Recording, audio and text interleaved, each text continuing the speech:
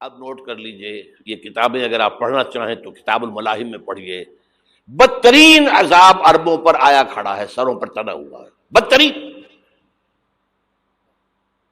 ایسی جنگ ہونی ہے الملحمۃ العظمیٰ، جس کو کہ میں بھی آپ کو گواہی پیش کر دوں گا، جسے کہا گیا ہے دی لاسٹ کروسیڈ.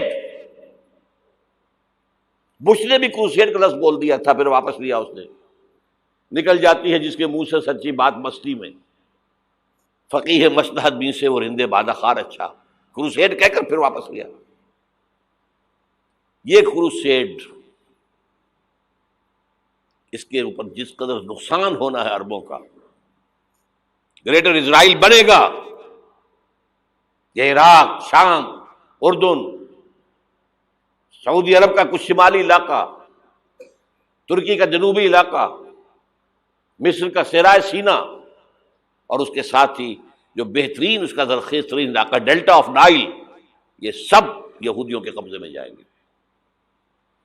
اس کو حدیث میں کہا گیا الملحمۃ العظمیٰ. عیسائی 80 علم لے کر اے مسلمانوں تم پر حملہ آور ہوں گے، اور ہر علم کے نیچے 12,000 فوج ہوگی، 9.5 لاکھ فوج. یہ نیٹو کی تیاری کس کے لیے ہو رہی ہے؟ جب یو ایس ایس آر کا خاتمہ ہوا تو پوچھا گیا تھا نیٹو چیف سے، اب کس لیے؟ تمہارا وہ دشمن تو ختم ہو گیا، اب ہمیں اسلامک فنڈامنٹلزم سے نمٹنا ہے. وہ جانتے ہیں خطرہ یہی ہے، اب اسلام ابھر سکتا ہے. مسلمانوں کے سینوں کے اندر وہ آگ ہے، اوپر خاکستر آ گیا ہے، تم پہ اٹھانا بیٹھنا، یہ اندر تو انگارہ ہے، اوپر سے راکھ ہے، اس سے دھوکہ نہ کھا جانا ان کے دلوں کے اندر. اور بش نے کہا تھا مسلمان چاہتے ہیں کہ ہسپانیہ سے لے کر انڈونیشیا تک نظام خلافت قائم کریں. اور میں حیران ہوا تھا کہ اس کمبخت کو ہسپانیہ کا خیال کیسے آ گیا. ہمیں تو کبھی آتا ہی نہیں، اب ہم تو بھول گئے. وہ تو 500 برس پرانی بات ہے، جبکہ وہاں سے ہمیں نکال دیا گیا تھا. اگرچہ اقبال نے کہا تھا ہے ارض فلسطین پہ یہودی کا اگر حق، ہسپانیہ پر حق نہیں کیوں اہل عرب کا. ہسپانیہ میں تو 800 سال حکومت کی مسلمانوں نے، اور ابھی 500 برس سے گزرے ہیں نا. یہودی تو ارض مقدس سے 2000 سال نکالے گئے. انہیں لا کے آباد کیا گیا، عربوں کے سینے میں خنجر بھونک دیا گیا. وہ چھوٹا سا ملک جو چاہتا کرتا، کوئی پوچھنے والا نہیں. امریکہ جیسے اپنے بیٹے کی حفاظت کرے ویسے کرتا اس کی. اور حضور نے فرمایا ہے وہ جنگ جب ہوگی تو ایک باپ کے اگر 100 بیٹے ہوں گے تو 99 ختم ہو جائیں گے، ایک بچے گا. یہ حدیث ہے، حدیث ہے صحیح. اور آپ نے فرمایا ویل للعرب من شر قد اقترب، عربوں کے لیے ہلاکت ہے، عربوں کے لیے بربادی ہے اس شر سے جو قریب آ چکی ہے. اور آج جس طرح انہوں نے ان کی تہذیب کو اختیار کر لیا ہے، دبئی جا کر دیکھیے، بدترین مغربی معاشرہ جو ہے وہ دبئی کے اندر ہم نے قائم کر کے دکھا دیا. اب سعودی عرب اس راستے پر بڑھ رہا ہے. اور اس کے بعد نمبر 2 پر جو ہے ہم پاکستانی ہیں. لیکن میں اس کے وہ پہلی بات جو کہہ رہا ہوں وہ تو یقینی ہے، اس میں تو احادیث صحیحہ موجود ہے. اگرچہ اس کے بعد پانسا پلٹے گا، پھر حضرت مہدی کا ظہور ہوگا، حضرت عیسیٰ کا نزول ہوگا، اور وہ گریٹر اسرائیل گریٹر گریو یارڈ بنے گا یہودیوں کا. ایک ایک یہودی قتل ہوگا اور دفن ہوگا. یہ بات میں ہونا ہے، میں پہلی بات بس کر رہا ہوں. وہ پانسا پلٹے گا جب پلٹے گا. ابھی جو سامنے ہے وہ کیا ہے؟ جس ملحمۃ العظمیٰ کہا حضور نے، جسے آرمگیڈون کہتے ہیں عیسائی. آرمگیڈون کی اگر کہیں جا کر آپ دیکھیں گے، آپ ڈکشنری میں مانی تو کیا لکھا ہے؟ A very big war which will be fought between the forces of evil and good before the end of this world. اس دنیا کے خاتمے سے پہلے خیر اور شر کی قوتوں کے درمیان بہت بڑی جنگ ہوگی. ارمجدون اسے کہتے ہیں عربی میں، اور آرمگیڈون اسے کہتے ہیں انگریزی کے اندر. اور یہ بائبل کی آخری کتاب کے اندر ہے، جو اس میں کہ مکاشفات یوحنا، ریولیشنز آف سینٹ جان. یہ تو میں کہہ رہا ہوں یقین کے ساتھ، اور زیادہ دور نہیں ہے، آیا چاہتا ہوں. اس لیے کہ یہودیوں کا اور عیسائی جو کنزرویٹوز ہیں، نیو کنزرویٹوز، ان کا 5 نکاتی ایجنڈا ہے متفق علیہ، جس کے تحت کہ یہ جنگ صلیبی شروع کی گئی ہے. وہ سن لیجئے آپ. آرمیگیڈون نمبر 1، گریٹر اسرائیل قائم ہو جانا اس کے نتیجے میں نمبر 2، مسجد اقصی اور قبۃ الصغریٰ کو گرانا نمبر 3، وہاں تھرڈ ٹیمپل، وہ مسجد جو حضرت سلیمان نے بنائی تھی 1000 قبل مسیح میں، پھر برباد کی تھی نبوکدنضر نے، دوبارہ بنائی گئی، پھر دوبارہ ختم ہوئی 70 عیسوی تک گری پڑی ہے. ان کا خانہ کعبہ گرا ہوا ہے 70 عیسوی سے لے کر آج تک. ایک دیوار ہے ویلنگ وال، جہاں جاتے ہیں، روتے ہیں، پیٹتے ہیں، ماتم کرتے ہیں، وہاں وہ بنے گا تھرڈ ٹیمپل. اور نمبر 4، اس میں لا کر رکھا جائے گا تخت حضرت داؤد کا. یہ تخت کہاں ہے اس وقت؟ یہ لندن شریف کے اندر، جو ان کی پارلیمنٹ کا جو چرچ ہے، ویسٹ منسٹر ایبے، اس میں رکھا ہوا ہے. ایک پتھر تھا جس پر بٹھا کر حضرت داؤد کی تاج پوشی ہوئی، پھر حضرت سلیمان کی ہوئی، پھر وہ پتھر رکھ دیا گیا جب حضرت سلیمان نے بنایا ہیکل مسجد اقصی، وہاں رہا وہ. ہر بادشاہ جو تھا یہودی اسی کے اوپر بٹھا کر اس کی تاج پوشی ہوتی تھی. سن 70 میں ٹائٹس نے گرایا اسے، ہیکل کو، وہ پتھر لے گیا، وہاں سے روم گیا، روم سے آئرلینڈ گیا، آئرلینڈ سے اسکاٹ لینڈ آیا، اسکاٹ لینڈ سے انگلینڈ آیا، اور اب وہ رکھا ہوا ہے 14ویں صدی عیسوی سے آج تک. وہ ویسٹ منسٹر ایبے میں رکھا ہوا، ایک کرسی کی سیٹ میں اسے بنا دیا گیا ہے تخت کی شکل میں. اب انگریزوں میں کوئی ملکہ ہو، کوئی بادشاہ ہو جس کی بھی تاج پوشی ہونی اس میں ہوتی. یہ لا کر رکھا جائے گا تھرڈ ٹیمپل میں، اور اس پر یہودیوں کے خیال کے مطابق ان کا مسیحا آئے گا جو مسیح دجال ہوگا. عیسائیوں کے خیال کے مطابق حضرت عیسیٰ آئیں گے، وہ ہمارا بھی خیال ہے حضرت عیسیٰ آئیں گے علیہ السلام. بہرحال یہ تو بات کی باتیں ہیں نا. اس وقت جو میں عرض کر رہا ہوں، عربوں پر بہت بڑا عذاب، اور پاکستان کا معاملہ البتہ یہ ہے، میں یقین سے نہیں کہہ سکتا. ہینگنگ ان دی بیلنس، ہو سکتا ہے اللہ تعالیٰ ہم پر رحم فرمائے، ہو سکتا ہے، اگرچہ اس کی کچھ شرائط ہوں گی. چمن کے مالک اگر بنا لیں موافق اپنا شعار، اب بھی چمن میں آ سکتی ہے پلٹ کر چمن سے روٹھی بہار، اب بھی ہو سکتی ہے. اور یہ بھی ہو سکتا ہے کہ اللہ تعالیٰ نے معجزانہ طور پر ہمیں ملک دیا، ہم نے اللہ سے بدعہدی کی، وعدہ خلافی کی، غداری کی، لہذا سزا دی جائے اور ہم سے یہ ملک چھین لیا جائے. It's just possible. دور نہ سمجھے اسے، انہونی بات نہ سمجھے. جو گھیراؤ ہو رہا ہے آپ کے مغرب میں نیٹو فورسز اور مشرق میں بھارتی فورسز گدھوں کی طرح بیٹھے ہوئے انتظار کر رہے ہیں پاکستان اور ڈسٹیبلائز ہو جائے، یہاں اور بدامنی ہو جائے. اب لاہور میں پھر آج دھماکے ہو گئے ہیں. 2 دن پہلے کا دھماکہ میں سہ کے آیا ہوا ہوں، آپ کے سامنے بیٹھا ہوں. وہ جانیں بچی ہیں جو ہماری اکیڈمی کا حشر ہوا وہ میں آپ کو نہیں بتا سکتا. یہ سارا کیوں ہو رہا ہے؟ تاکہ یہاں بدامنی ہو جائے اور ہمیں جواز مل جائے. مغرب سے نیٹو فورسز داخل ہو جائیں، مشرق سے بھارتی فورسز آ جائیں، اور ہمارے ایٹمی دانت توڑ کر اور پھر ہمیں بھارت کے سامنے ڈال دیا جائے. نو ڈو ایز یو لائک.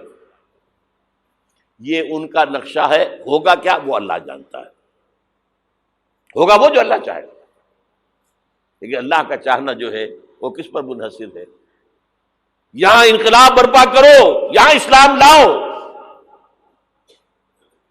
اگر دھندوں میں لگے رہو گے تو وہ خود بخود نہیں آ جائے گا انقلاب. صحابہ نے جانیں دی تھی، کتنی تکلیفیں اٹھائی تھی. 12 برس تک مکی دور کے اندر با نشہ درویشی در ساز و دمادم زن، جو پختہ شبی خدرا بر سلطنت جم زن. یوم طائف یاد ہے جو حضرت عائشہ فرماتی ہے کہ میں نے پوچھا تھا حضور سے کہ یوم احد سے زیادہ سختی بھی آپ پر کبھی آئی؟ یوم احد پر کیا ہوا تھا؟ تلوار کا وار پڑا تھا آپ کے چہرے مبارک، یہ جو رخسار کی ہڈی ہے اس کے اندر وار گیا ہے، اوپر خود کی 2 کڑیاں تھیں وہ اس میں گھس گئیں، 2 دندان مبارک شہید ہوئے۔ وہ خود کی کڑیاں ایک صحابی نے اپنے دانتوں سے پکڑ کے کھینچنے کی کوشش کی، دانت نکل گئے، وہ نہیں نکلی، کیا جتن کر کے نکالی گئی ہوگی تو خون کا فوارہ آیا، اتنا خون گیا ہے کہ آپ بے ہوش ہو گئے، گر گئے، اور مشہور یہ ہو گیا کہ آپ کا تو انتقال ہو گیا، شہادت ہو گئی۔ یہ سیرت کبھی پڑھی ہے؟ حضرت عائشہ کے ہوش کا تو یہی دور تھا نا، یوم طائف میں تو آپ کی کیا تھی، بچی تھی، انہیں کیا پتا کیا ہو رہا ہے حضور کے ساتھ۔ 3 دن تک حضور مکے کی گلیاں اور وہاں کے اوباش لوگ پتھراؤ کر رہے گئے تھے اس امید میں کہ شاید وہاں کا کوئی سردار ایمان لے آئے، تو یہاں تو ابو طالب بھی فوت ہو گئے، یہی دنیاوی سہارا تھا، خاندانی سہارا تھا ابو طالب کے ذریعے، اور گھر میں ایک دلجوئی کرنے والی رفیقہ حیات تھی، وہ بھی، ان کا بھی انتقال ہو گیا۔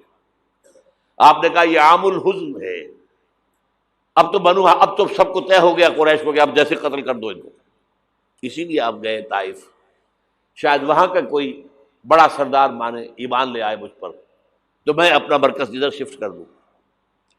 تینوں سے ملے ہیں، تینوں نے وہ جواب دیے ہیں، نکل جاؤ یہاں سے، میں تمہارے ساتھ بات بھی کرنے کو تیار نہیں۔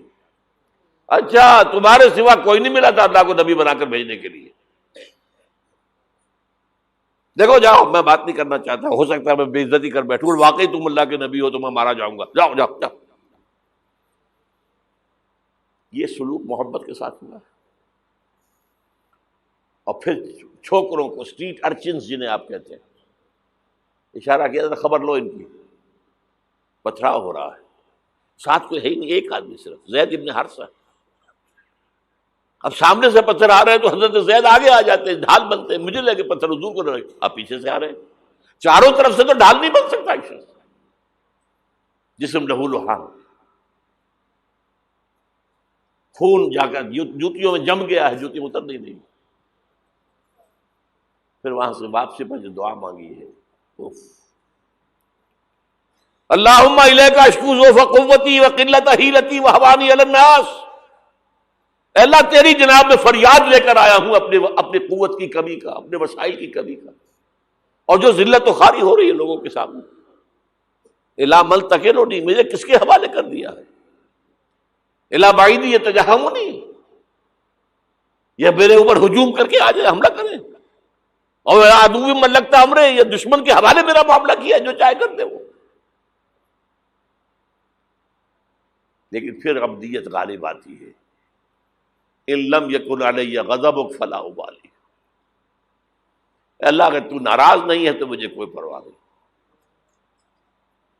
سر تقسیم خم ہے جو مزاج یار میں آئے، مجھے اندیشہ یہ ہے کہ تو ناراض تو نہیں ہوگی۔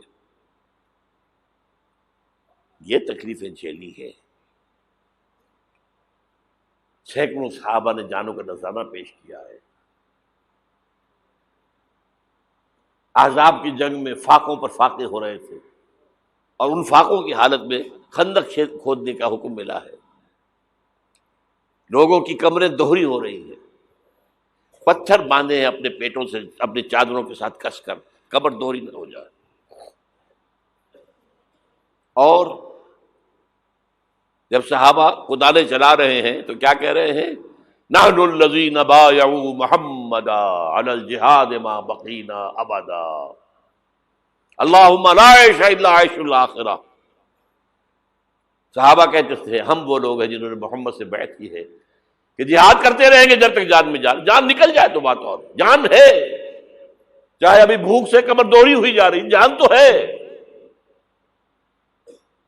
اور ایک دفعہ کہتے تھے اللہم لا عیش الا عیش الاخرہ، اللہ عیش، زندگی تو آخرت کی زندگی ہے۔ اور حضور فرماتے تھے، حضور کے بیٹھے ہوئے نہیں تھے گاؤں تکیہ لگا کر، پتھر اٹھا کر خندق میں سے لے جا کے باہر پھینک رہے تھے، جب صحابہ کہتے ہیں اللہم لا عیش الا عیش الآخرہ، حضور فرما رہے ہیں فاغفر الانصار والمہاجرہ، اے اللہ ان انصار اور مہاجرین کی مغفرت فرما دے۔ پھر حضور کی خدمت میں کچھ لوگ آئے، حضور اب یہ فاقہ ناقابل برداشت ہو گیا، دیکھیے ہم نے یہ پتھر باندھے ہوئے اپنے پیٹوں کے ساتھ۔ حضور نے کرتا اٹھا کر دکھایا، وہاں 2 پتھر باندھے ہوئے۔ یہ ہے سیرت النبی۔ آپ کس چیز کو سیرت النبی سمجھتے ہیں؟ بہرحال اس موضوع پر میری ایک کتاب ہے منہج انقلاب نبوی، کہ انقلاب کیسے آیا تھا۔ اگر دل میں ذرا بھی آرزو پیدا ہو گئی ہو کہ اللہ قبول کر لے مجھے قبول کر لے اس کام کے لیے، تو وہ کتاب آپ کے لیے مست ہوگی، اس کا پڑھنا۔ هي الحلقات تحفظني بآيات من القرآن، هي الحلقات تملأني بحب المصطفى العدنان، هي الحلقات تحفظني۔ اب نوٹ کر لیجئے، یہ کتابیں اگر آپ پڑھنا چاہیں تو کتاب الملاحم میں پڑھیے۔ بدترین عذاب عربوں پر آیا کھڑا ہے، سروں پر تنا ہوا ہے، بدترین۔ ایسی جنگ ہونی ہے الملحمۃ العظمیٰ، جس کو کہ میں بھی آپ کے گواہی پیش کر دوں گا، جسے کہا گیا ہے لاسٹ کروسیڈ۔ بش نے بھی کروسیڈ کا لفظ بول دیا تھا، پھر واپس لیا اس نے۔ نکل جاتی ہے جس کے منہ سے سچی بات مستی میں، فقیہ مصلحت بھی سے وہ رندے بادہ خار اچھا، کروسیڈ کہہ کر پھر واپس لیا۔ یہ کروسیڈ، اس کے اوپر جس قدر نقصان ہونا ہے عربوں کا، گریٹر اسرائیل بنے گا، یہ عراق، شام، اردن، سعودی عرب کا کچھ شمالی علاقہ، ترکی کا جنوبی علاقہ، مصر کا صحرائے سینا، اور اس کے ساتھ ہی جو بہترین اس کا زرخیز ترین علاقہ ڈیلٹا آف نائل، یہ سب یہودیوں کے قبضے میں جائیں گے۔ اس کو حدیث میں کہا گیا الملحمۃ العظمیٰ۔ عیسائی 80 علم لے کر اے مسلمانوں تم پر حملہ آور ہوں گے، اور ہر علم کے نیچے 12,000 فوج ہوگی، 9.5 لاکھ فوج۔ یہ نیٹو کی تیاری کس کے لیے؟